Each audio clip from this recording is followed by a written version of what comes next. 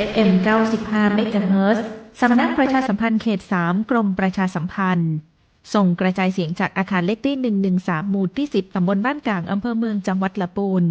จากนี้ไปสถานีร่วมกับสำนักงานสาธารณสุขจังหวัดลำพูน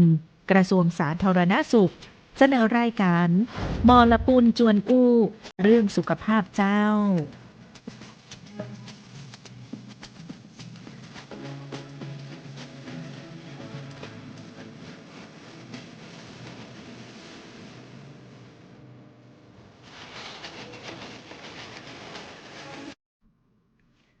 สวัสดีเจ้าปิ๊กมาปากันแฮมแล้วนะเจ้ากับรายการมอลปูนจวนอู้เรื่องสุขภาพโดยสำนักงานสาธารณสุขจังหวัดลำพูนวันนี้พิมพวันเขยตานะเจ้ามา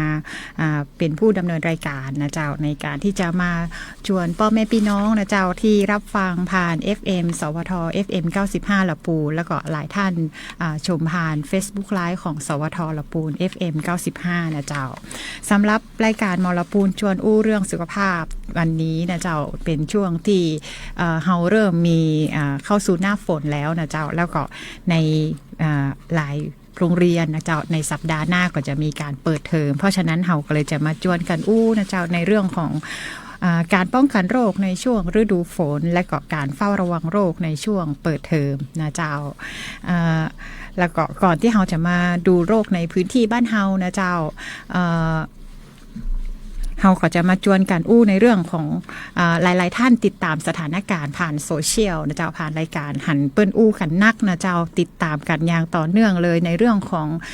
ไวรัสฮันตานะเจ้าแล้วก็มีการติดตามสถานการณ์ต่อเนื่องนะเจ้ารายการมอลปูนจวนอู้ก็เลยจะมาจวนอู้ในช่วงเริ่มต้นเหี่ยน้อยหนึ่งนะเจ้าในเรื่องของไวรัสสายพันธุ์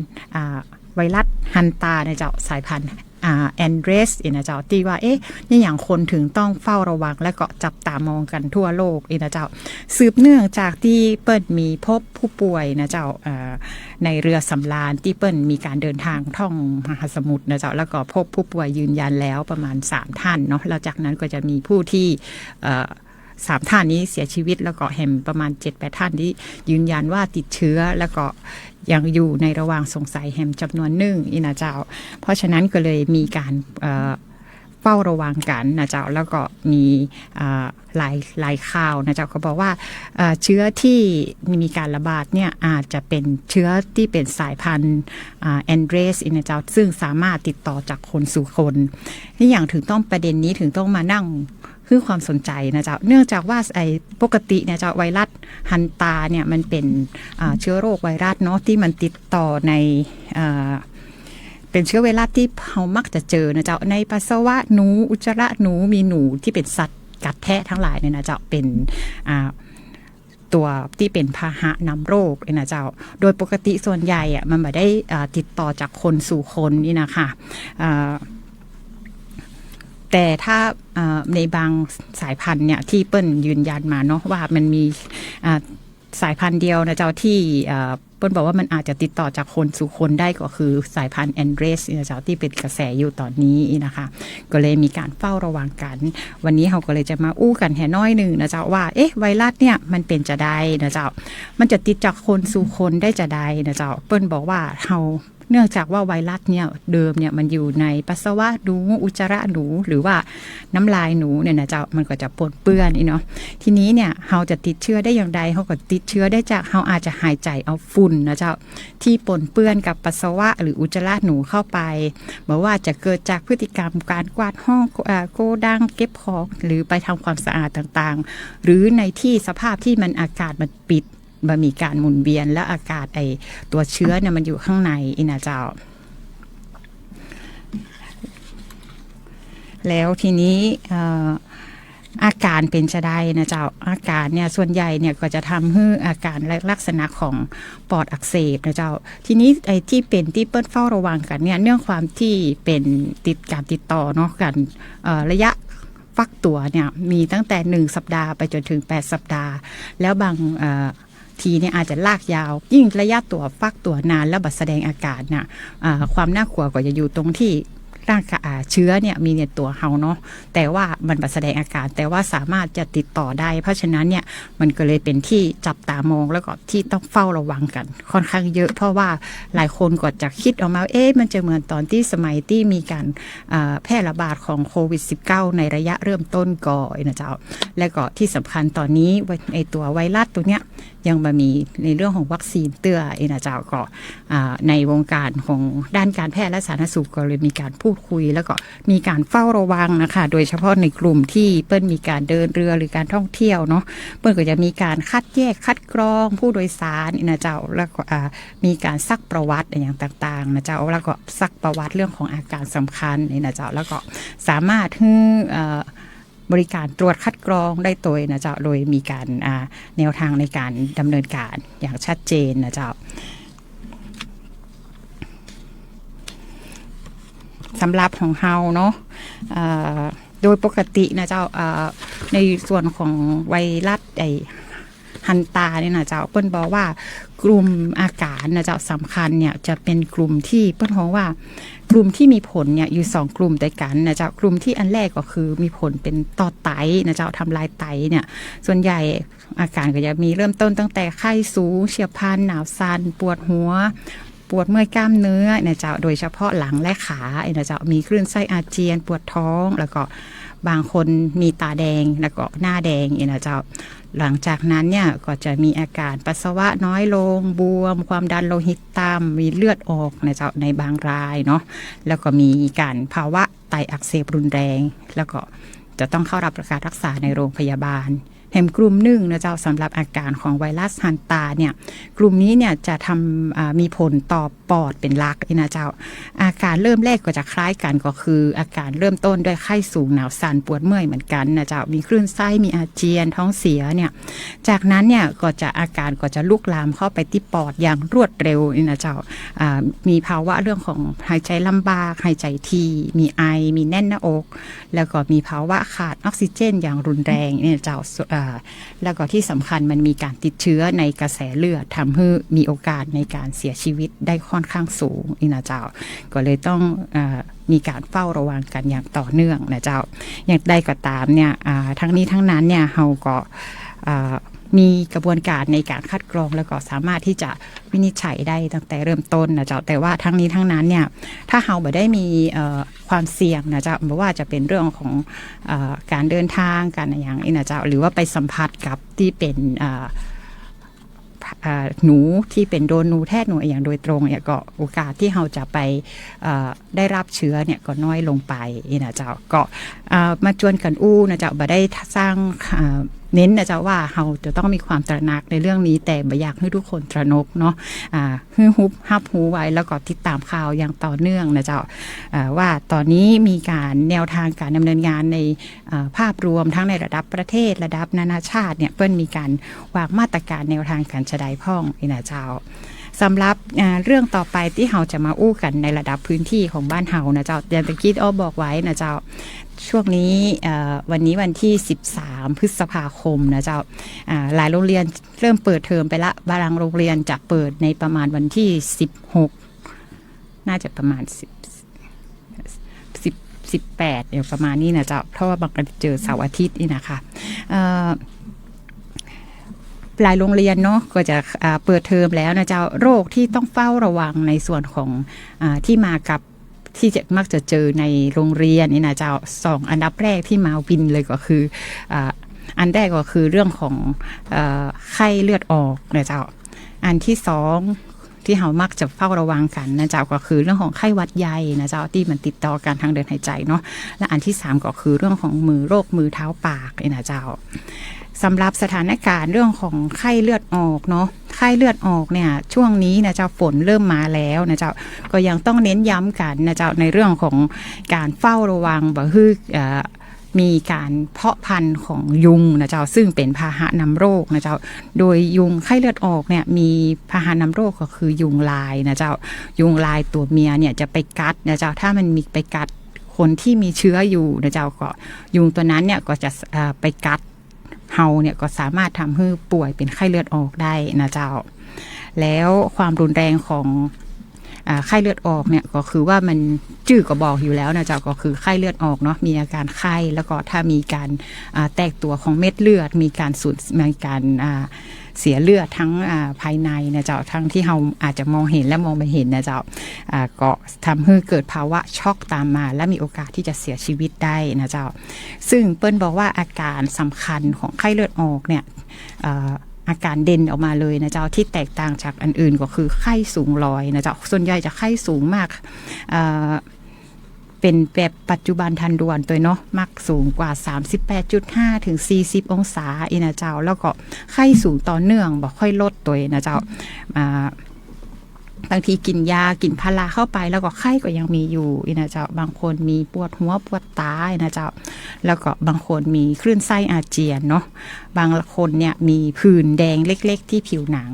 แล้วก็บางคนจะคุ้นเคยเวลาไปตรวจไข้เลือดออกนะเจ้าคุณหมออนามัยหรือคุณหมอของยาเปิ้ลก็จะฮัดที่แขนเนาะเพื่อจะดูว่ามีจุดแขนจุดแดงเล็กๆขึ้นที่ข้อพับก็นะเจ้าแล้วก็จะดูว่ามีโอกาสเป็นไข้เลือดออกก็นะเจ้าหลังจากนั้นเปิ้ลก็อาจจะถ้าไปโรงยาเนี่ยเปิ้ลก็จะไปมีการเจาะเลือดนะเจ้าเพื่อยืนยันว่าเราเป็นไข้เลือดออกก็นะเจ้าแล้วก็จะมีการประเมินการรักษานะเจ้าแต่ถ้าเราอยู่ที่บ้านบางทีเราก็จะบ่ฮู้นะเจ้าแล้วก็อันตรายก็มักจะอยู่ก็คือว่าเรามีผู้ป่วยไข้เลือดออกในพื้นที่เนาะแล้วเราก็มีไข้นะเจ้าช่วงนั้นก็ไข้สูงเนาะหลังจากนั้นก็เริ่มลดนะเจ้าความน่ากลัวของไข้เลือดออกจะอยู่ในช่วงที่ไข้เริ่มลดนะเจ้าก็ไข้ลดเนี่ยแต่ว่ามันมาพร้อมกับอาการที่ต้องเฝ้าระวังนะเจ้าในช่วงไข้ลดของไข้เลือดออกก็คือมีอาการเปิ้ลว่าอาการซึมนะเจ้ามีภาวะของมือเย็นตีนเย็นเจ้าหน้าซีดเนาะแล้วบางคนก็มีปวดท้องหนักขึ้นปวดเจ็บชายโครงขวาหนักขึ้นรู้สึกว่าเพลียนะเจ้าเหมือนไข้จะลดลงแต่ความเพลียเนี่ยมันนักกว่าเก่าแล้วก็บางคนเนี่ยมีภาวะกระสับกระส่ายหายใจเร็วนะเจ้าแล้วก็หัวใจเต้นเร็วแล้วบางคนก็จะมีเลือดออกตามไหลฟ้านเลือดกำเดาไหลนะเจ้าบางคนก็อาเจียนเป็นเลือดบางคนก็ถ่ายออกมาเป็นสีดำเนื่องจากมีการมีเลือดออกในระบบทางเดินอาหารนะเจ้าถ่ายออกมาก็เป็นสีดำเนาะเพราะฉะนั้นเนี่ยในช่วงที่เลือดมันมีการแตกตัวของเม็ดเลือดเนี่ยค่ะมันก็ทำให้โอกาสที่จะเกิดภาวะช็อกได้นะเจ้าอันนี้ก็คือต้องเราเฝ้าระวังเพราะฉะนั้นสัญญาณอันตรายที่หากท่านอยู่ในบ้านเนาะและคนในบ้านป่วยและมีอาการเหล่านี้เนี่ยจะต้องนำส่งโรงพยาบาลทันทีนะเจ้าหรือปรึกษาเจ้าหน้าที่นะเจ้าประกอบไปด้วยมีไข้สูงต่อเนื่อง 2-3 วันนะเจ้ากินยาแล้วก็บรรลดนะเจ้ามีอาเจียนนะเจ้ากินแล้วก็อ้วกออกมาเนาะปวดท้องโดยเฉพาะชายโครงขวานะเจ้ามือเย็นตีนเย็นนะเจ้าหน้าซีดกระสับกระส่ายเนาะแล้วก็มีภาวะเลือดออกอาการเหล่านี้เนี่ยถ้าหากมีท่านสามารถเข้าไปรับบริการนะเจ้าแล้วก็บอกอาการเบื้องต้นให้กับเจ้าหน้าที่ที่โรงพยาบาลหรือโรงพยาบาลส่งเสริมสุขภาพตำบลใกล้บ้านท่านนะเจ้าเพื่อประเมินอาการนะเจ้าแล้วก็หากว่ามีโอกาสที่เป็นไข้เลือดออกเปิ้ลก็จะส่งตัวไปห้องยานะเจ้าแล้วก็หรือตรวจเฉพาะทางเพื่อที่จะวางแผนการรักษาให้ทันได้นะเจ้าอันนี้ก็ไปเอามาฝากกันนะเจ้าเนาะสำหรับการดูแลเบื้องต้นที่บ้านในกรณีที่อาการป่วยแล้วเป็นบานักนะเจ้าคุณหมอบอกว่าสามารถไปพักผ่อนแล้วก็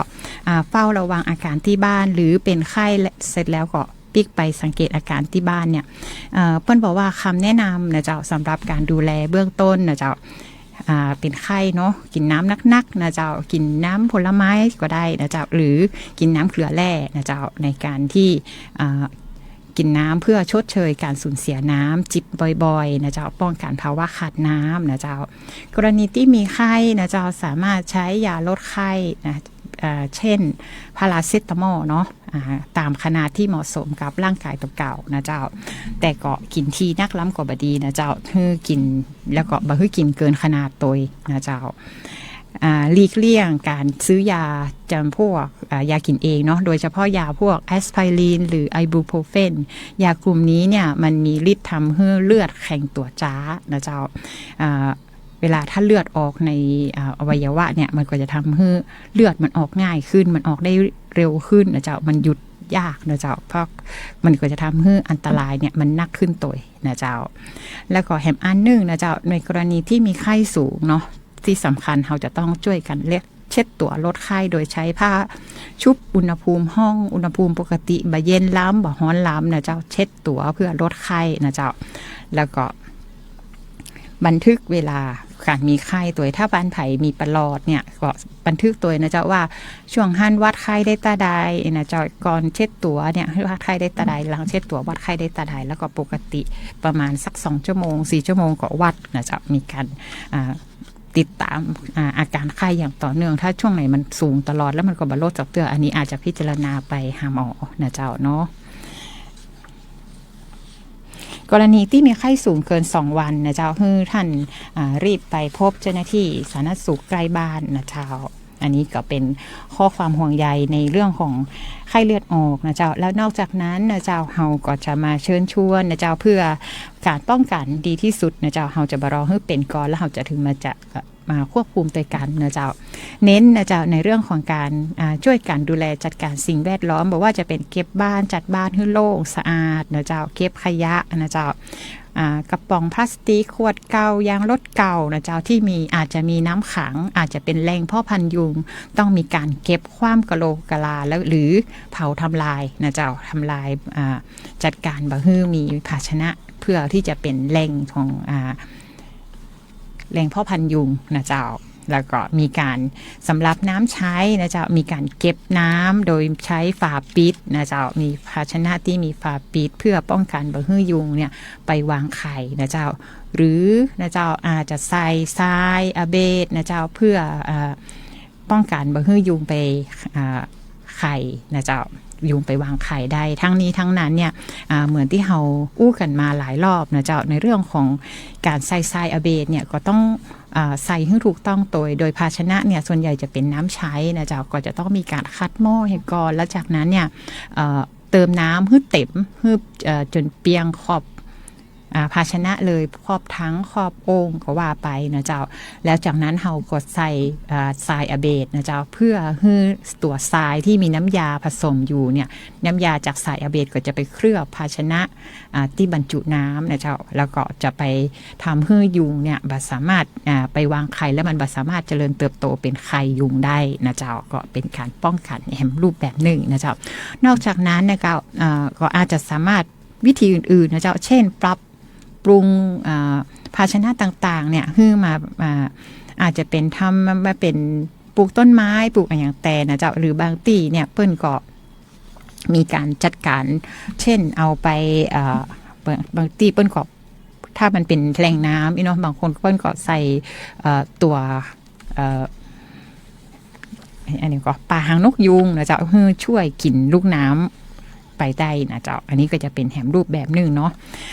ในคณะเดียวกันนะเจ้านอกจากเรื่องของการเก็บบ้านเก็บขยะการจัดการเก็บน้ำต่างๆแล้วเนี่ยก็คือการป้องกันส่วนตัวนะเจ้าท่านจะต้องยังนอนกลางวันเนี่ยเฮายุงลายเนาะก็จะต้องนอนกลางมุ้งนะเจ้าโดยเฉพาะเด็กเล็กผู้ใหญ่อย่างก็ตามนะเจ้าที่มีอยู่ที่บ้านนะเจ้าใส่เสื้อแขนยาวกางเกงขายาวนะเจ้าแล้วก็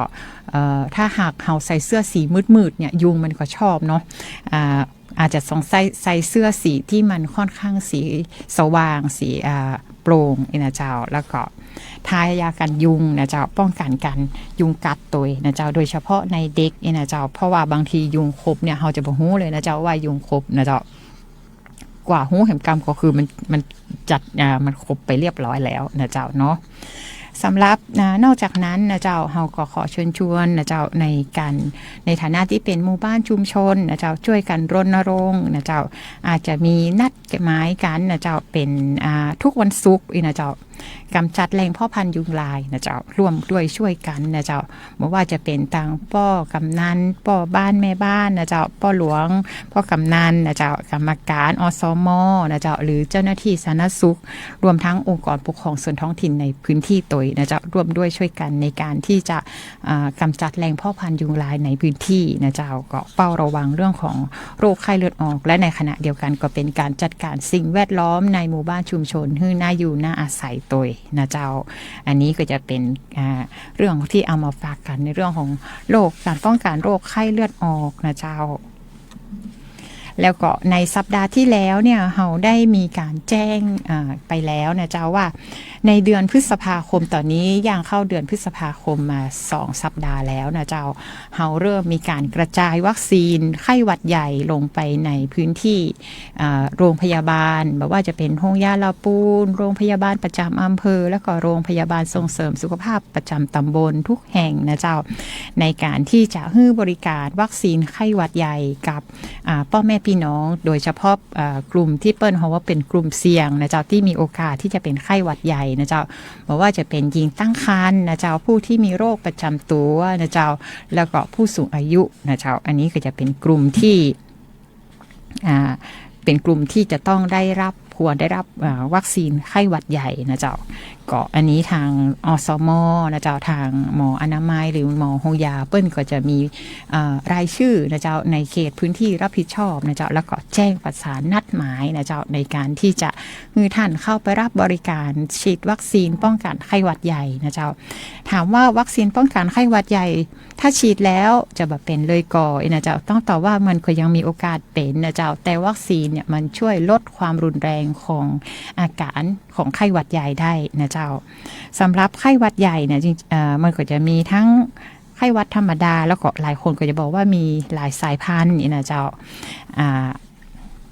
ของเฮาวัคซีนที่เฮาให้บริการนะเจ้าบอกไปเลยว่าของเฮาจะมี3สายพันธุ์ซึ่งเป็นสายพันธุ์ที่ครอบคลุมนะเจ้าในสายพันธุ์ที่มีการแพร่ระบาดของไข้หวัดใหญ่ในประเทศไทยนะเจ้าก็อันนี้ทางงานควบคุมโรคติดต่อของสสจนะเจ้าก็ได้กระจายวัคซีนนะเจ้าไปยังโรงพยาบาลและก็รพสตเรียบร้อยแล้วนะเจ้าแล้วก็ตามที่ได้รับจัดสรรมานะเจ้าแล้วก็จะมีการทยอยส่งเข้าไปเรื่อยๆนะเจ้าเนาะเพื่อให้เกิดการป้องกันเพราะว่าถ้าใครจำได้นะเจ้าปีที่แล้วเนี่ยจังหวัดลำพูนติดเทรนด์เลยนะเจ้าในเรื่องของสถิติของโรคไข้หวัดใหญ่ของถ้าเทียบกับอัตราป่วยก็คือเอาจำนวนผู้ป่วยเทียบกับประชากรในพื้นที่เนี่ยของเฮาท็อปติดสูงสุดในระดับประเทศซึ่งหมายความว่าเฮามีผู้ป่วยจำนวนหนึ่งนะเจ้าถ้าเทียบกับประชากรแล้วเฮาเป็นสัดส่วนที่สูงมากนะเจ้าเฮาก็เลยเป็นพื้นที่ที่มีความเสี่ยงสูงต่อการระบาดของไข้หวัดใหญ่นะเจ้าก็ขอเชิญชวนพ่อแม่พี่น้องนะเจ้าที่ได้รับการนัดหมายโดยอสมในพื้นที่เข้ารับบริการฉีดวัคซีนไข้หวัดใหญ่นะเจ้าในช่วงนี้ได้เลยนะเจ้าไข้หวัดใหญ่อาจจะไม่ได้มีการแพร่ระบาดนักนะเจ้าอาจจะมีพ่องนะเจ้าในช่วงฤดูฝนนะเจ้าไข้หวัดใหญ่ส่วนใหญ่เขาจะไปเจอในช่วงปลายฝนต้นหนาวนะเจ้าแต่ว่าในช่วงนี้เราจะต้องป้องกันไว้ก่อนนะเจ้าก็คือเริ่มมีการป้องกันโดยการฉีดวัคซีนนะเจ้าก็อันนี้ก็เชิญชวนกันตัวนะเจ้าเนาะแฮมอันหนึ่งนะเจ้าเด็กกี้บอกไปแล้วนะเจ้าช่วงหนึ่งก็คือช่วงนี้ใกล้เปิดเทอมนะเจ้าโรงเรียนก็เริ่มมีการบางที่ก็เริ่มมีการเปิดไปส่วนหนึ่งละนะเจ้าแล้วก็โรคที่โดยเฉพาะน้องๆละอ่อนน้อยนะเจ้าที่เฮามักเฝ้าระวังกันแล้วก็เห็นที่นอกจากในโรงเรียนก็ที่ในศูนย์เด็กเล็กนะเจ้าเนาะก็คือโรคมือเท้าปากนะเจ้าซึ่งส่วนใหญ่เนี่ยเฮามักจะเจอพบบ่อยนะเจ้าในเด็กอายุต่ำกว่า5ปีนะเจ้าซึ่งมักจะมีแบบว่าจะมีอาการก็เป็นอาการไข้เป็นแผลในปากเจ็บปากนะเจ้าแล้วก็บางคนละอ่อนบางคนเนี่ยกินข้าวบ่ได้เลยนะเจ้าและที่สำคัญถ้าไปดูที่มือนะเจ้าก็จะมีเจอผื่นหรือตุ่มน้ำเล็กๆที่ฝ่ามือฝ่าเท้านะเจ้าหรือรอบๆปากอันนี้ก็จะเป็นลักษณะอาการของโรคติดเชื้อไวรัสนะเจ้าเป็นกลุ่มไวรัสนะเจ้าโรคมือเท้าปากนะเจ้า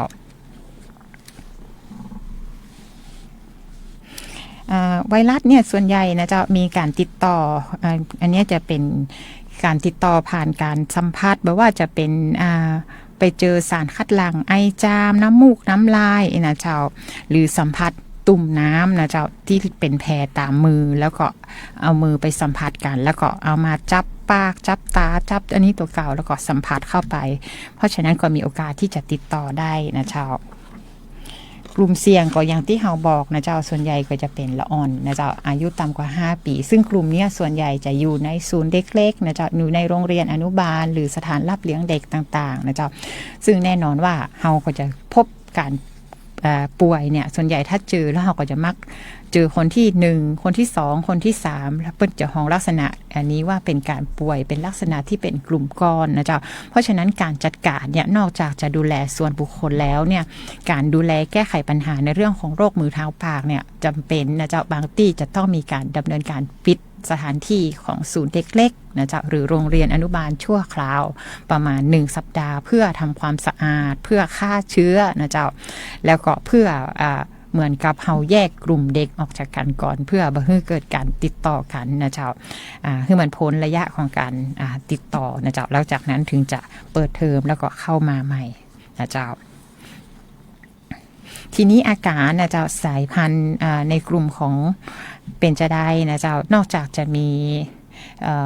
ลักษณะของที่เขาบอกนะเจ้ามีไข้มีตุ่มมีผื่นที่มือแล้วเนี่ย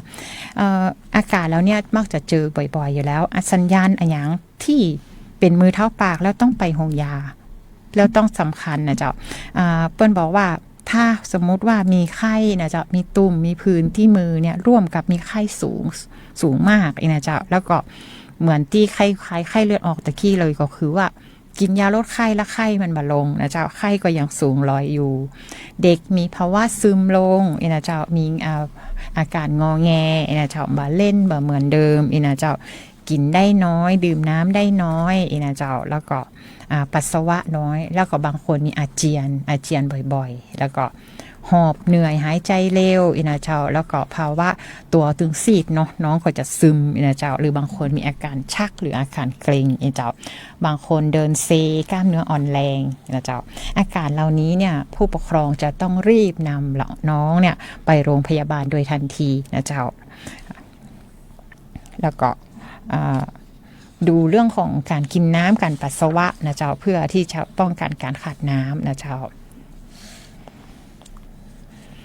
ในการดูแลนะเจ้าหลังจากที่วินิจฉัยว่าเป็นโรคมือเท้าปากแล้วนะเจ้ากลับไปถ้าอาการรุนแรงสามารถดูแลเบื้องต้นที่บ้านได้บางคนถ้าอาการรุนแรงหมอก็จะให้นอนรักษาที่โรงพยาบาลนะเจ้าในกรณีที่กลับไปรักษาที่บ้านนะเจ้าก็คือกินยาตามอาการตามคำแนะนำของแพทย์เนาะการวินิจฉัยของแพทย์นะเจ้าร่วมกับให้เด็กหน่อยให้น้องเนี่ยจิบน้ำนะเจ้ากินน้ำบ่อยๆนะเจ้าน้ำธรรมดาหรือน้ำเกลือแร่ก็ได้นะเจ้าหลีกเลี่ยงการใช้น้ำอัดลมหรือน้ำหวานจัดในการให้ชดเชยน้ำนะเจ้าแล้วก็อาหารก็จะเป็นอาหารอ่อนเคี้ยวง่ายเนาะเหมือนกับการดูแลผู้ป่วยทั่วไปนะเจ้าหลีกเลี่ยงอาหารรสจัดแบบว่าจะเป็นเปรี้ยวเค็มร้อนอย่างมันอย่างนี้นะเจ้าเพราะว่าก็จะทำให้เด็กเนี่ยมีเจ็บแผลในถ้ามันมีกรณีที่มีแผลในปากก็จะมีอาการเจ็บหนักขึ้นได้ตัวนะเจ้าแล้วก็สำหรับการใช้ยาลดไข้นะเจ้าก็ยังใช้ได้เฉพาะพาราเซตามอลนะเจ้าหลีกเลี่ยงนะเจ้าห้ามใช้แอสไพรินหรือไอบูโพรเฟนต่างๆนะเจ้าอันนี้ก็จะทำให้มีเลือดออกหนักขึ้นนะเจ้าในกรณีที่อยู่ในศูนย์เด็กนะเจ้าถ้าสมมติว่าท่านพบว่าลูกหลานท่านป่วยนะเจ้าอันนี้ต้องขอความกรุณาเลยนะเจ้าว่าให้แจ้งให้กับครูพี่เลี้ยงคุณครูที่ในศูนย์เด็กนะเจ้าแล้วก็ขออนุญาตหยุดเรียนไปเลยนะเจ้าแล้วก็จนกว่าอาการจะหายดีนะเจ้าทุกท่านถึงจะกลับเข้าไปที่ศูนย์เด็กหรือในโรงเรียนได้นะเจ้าเนาะแล้วก็ที่สำคัญนะเจ้าในศูนย์เด็กนะเจ้าเวลาถ้าเอาน้องไปโรงเรียนนะเจ้าหรือบางคนกำลังไปโรงเรียนใหม่เนี่ยท่านผู้ปกครองจะไปลืมนะเจ้าท่านจะต้องเตรียมแก้วน้ำเตรียมช้อนเตรียมผ้าเช็ดหน้าที่เป็นของส่วนตัวเนี่ยให้น้องไปโรงเรียนโดยใช้ร่วมกับคนอื่นเพราะของเหล่านี้เนี่ยถ้าสมมติว่าน้องไปใช้คนอื่นหรือคนอื่นมาใช้กับน้องเนี่ยโอกาสที่จะมีการปนเปื้อนจากการสัมผัสสารคัดหลั่งเนาะที่มันอาจจะมีเชื้อโรคไม่ว่าจะเป็นไวรัสเป็นแบคทีเรียต่างๆมันติดต่อกันได้อยู่แล้วเพราะฉะนั้นการที่เรามีภาชนะมีของใช้ส่วนตัวเนาะในชีวิตประจำวันเนี่ยไม่ว่าจะเป็นแก้วน้ำช้อนผ้าเช็ดหน้านะเจ้าก็แยกอยู่แล้วก็ในศูนย์เด็กหลายที่เนี่ยแม้แต่ที่นอนอย่างต่างๆเปิ้ลก็จะมีการมาร์กระบุชื่อไว้เลยอันนี้เป็นของใครแล้วมีการกำหนดนะเจ้าว่าในแต่ละ สัปดาห์จะต้องมีการนำไปทำความสะอาดนะเจ้าเป็นรอบๆไปอันนี้ก็จะเป็นมาตรการในการป้องกันการติดเชื้อนะเจ้าว่าจะเป็นโรคมือเท้าปากรวมถึงโรคไข้หวัดโรคอะไรอย่างอื่นๆโดยที่มันสามารถกับติดต่อได้จากคนสู่คนนะเจ้าโดยผ่านสารคัดหลั่งต่างๆอันนี้ก็จะเป็นมาตรการในการดูแลร่วมกันนะเจ้าก็ที่สำคัญนะเจ้าผู้ปกครองนะเจ้าจะต้องก่อนไปโรงเรียนเนาะสิ่งที่จะต้องปลูกฝังให้กับน้องๆนักเรียนนะเจ้าก็คือเรื่องของสุขนิสัยส่วนบุคคลนะเจ้าเริ่มต้นง่ายๆนะเจ้าฝึกในเรื่องของการล้างมือให้เป็นนิสัยนะเจ้าล้างมือด้วยสบู่และน้ำสะอาดนะเจ้าตอนในห้องนะเจ้าก่อนกินข้าวนะเจ้าหลังเข้าห้องน้ำนะเจ้าหลังเปลี่ยนผ้าอ้อมนะเจ้าหรือหลังจากที่เรามีการเช็ดน้ำมูกน้ำลายเด็กเนี่ยนอกจากการล้างมือของเด็กแล้วเนี่ยก็คือล้างมือของผู้ปกครองตัวนะเจ้าหรือผู้ดูแลเด็กทุกคนตัวนะเจ้าการล้างมือเป็นเบื้องต้นในการที่จะทำความสะอาดทั้งหมดเลยนะเจ้าการที่จะปกป้องดูแลตัวของละอ่อนแล้วก็ตัวของผู้ดูแลตัวนะเจ้าเนาะนอกจากดูแลในเรื่องของการล้างมือแล้วนะเจ้าการป้องกันในเรื่องของการติดต่อนะเจ้าแฮมอันนึงก็คือเรื่องของการทำความสะอาดนะเจ้าการทำความสะอาดของเล่นหรือพื้นผิวที่เด็กสัมผัสบ่อยนะเจ้าถ้าเราจำได้นะเจ้าในช่วงที่มีการระบาดของโรคโควิด -19 เนี่ยเราก็จะมีการรณรงค์นะเจ้าการทำความสะอาดมีการใช้แอลกอฮอล์เช็ดเลยนะเจ้าแล้วก็มีการเว้นระยะห่างเรียบร้อยนะเจ้าในเรื่องของบุคคลตัวนะเจ้าในช่วงนี้เรื่องถ้าเป็นกรณีที่มันมีเรื่องของโรคมือเท้าปากหรือโรคหวัดระบาดในศูนย์เด็กหรือในโรงเรียนนะเจ้าเราก็จะเน้นในเรื่องของการทำความสะอาดและก็การจำแนกการแยกเด็กออกจากกันนะเจ้าแล้วก็รวมกันเว้นระยะห่างเด็กที่ป่วยก็บอกควรเอาไปเล่นรวมแล้วก็ถ้าเป็นไปได้ให้น้องหยุดเรียนไปก่อนนะเจ้าหายแล้วค่อยกลับมานะคะการทำความสะอาดการล้างการเช็ดของเล่นนะเจ้าแล้วก็บริเวณที่เป็นราวจับลูกบิดห้องน้ำลูกบิดในประตูห้องเรียนต่างๆอันนี้คุณครูจะต้องมีการทำความสะอาดบ่อยๆนะเจ้าทุกวันนะเจ้าแล้วก็ถ้าช่วงไหนมีเด็กป่วยอาจจะต้องทำบ่อยขึ้นตัวนะเจ้าแล้วก็สำหรับของเล่นที่เล่นร่วมกันอันนี้ก็จะมีมาตรการในเรื่องของการทำความสะอาดด้วยน้ำสบู่อย่างน้อยสัปดาห์ละ1 ครั้งนะเจ้าแล้วก็ในกรณีที่ในศูนย์เด็กนะเจ้าหรือในโรงเรียนเนาะมีการเจ็บป่วยนะเจ้ามีการป่วยของเด็กในศูนย์เด็กเนี่ยอันนี้อาจจะต้องคุณครูอาจจะมีการแจ้งให้กับผู้ปกครองท่านอื่นทราบตัวเพื่อที่จะเฝ้าระวังลูกของตัวเก่านะเจ้าในการที่จะรวมทั้งในเรื่องของการสังเกตอาการว่ามีการติดจากเพื่อนๆก่อนนะเจ้าถ้าหากว่าน้องในศูนย์เด็กมีการติดในเรื่องของโรคมือเท้าปากหรือเรื่องของโรคไข้หวัดใหญ่นะเจ้าก็มีการแจ้งตัวนะเจ้านอกจากนั้นนะเจ้าก็ดูแลสุขภาพทั่วไปเนาะบอกว่าจะเป็นการตัดเล็บตัดผมทำความสะอาดนะเจ้าฮื้อสะอาดเสมอนะเจ้าแล้วก็สอนนะเจ้าบ่ฮื้อน้องเอาโดยเฉพาะเด็กน้อยๆเนี่ยจะต้องสอนบ่ฮื้อเอามือเข้าไปเข้าปากนะเจ้าเท่าที่ทำได้เนาะก็เพื่อลดโอกาสของการติดต่อและก็แพร่เชื้อนะเจ้าในส่วนของโรคมือเท้าปากแล้วก็โรคไข้หวัดนะเจ้า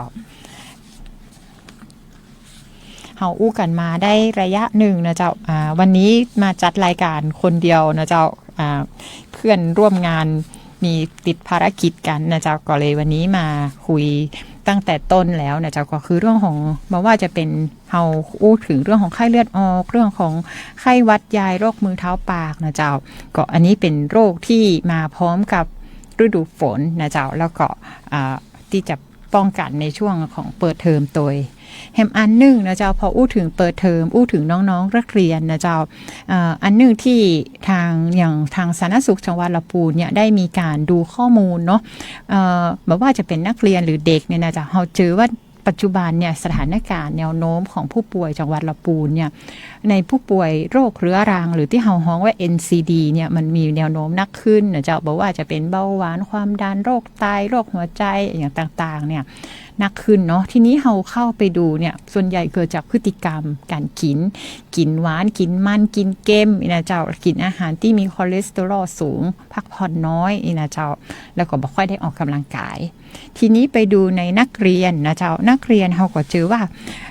กลุ่มหนึ่งที่เวลาเขามีโอกาสที่จะโตขึ้นแล้วเขามีโอกาสที่จะเป็นกลุ่มผู้ป่วย NCD หรือเบาหวานความดันเนี่ยกลุ่มนั้นก็คือกลุ่มที่น้องมีประวัติต้นทุนที่ค่อนข้างเยอะมานะเจ้าก็คือน้องที่มีประวัติมี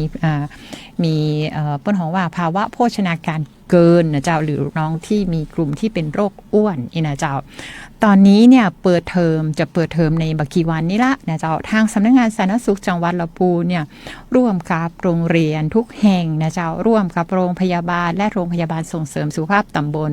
สำนักงานสาธารณสุขอำเภอตยนะเจ้าร่วมกันที่จะส่งเสริมในเรื่องของการคัดกรองเด็กที่มีภาวะอ้วนนะเจ้าในโรงเรียนเพื่อที่จะเอาไปส่งเสริมและก็การปรับเปลี่ยนพฤติกรรมในเรื่องของการบริโภคการกินการอยู่นะเจ้า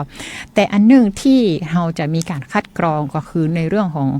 เด็กที่มีภาวะอ้วนแล้วอาจจะต้องส่งตัวไปที่โรงยาเพื่อไปเจาะเลือดนะเจ้ากลุ่มนี้คือกลุ่มไหนกลุ่มที่มีอ้วนนักๆนะเจ้าอ้วนน้ำหนักเกินเกือบเป็น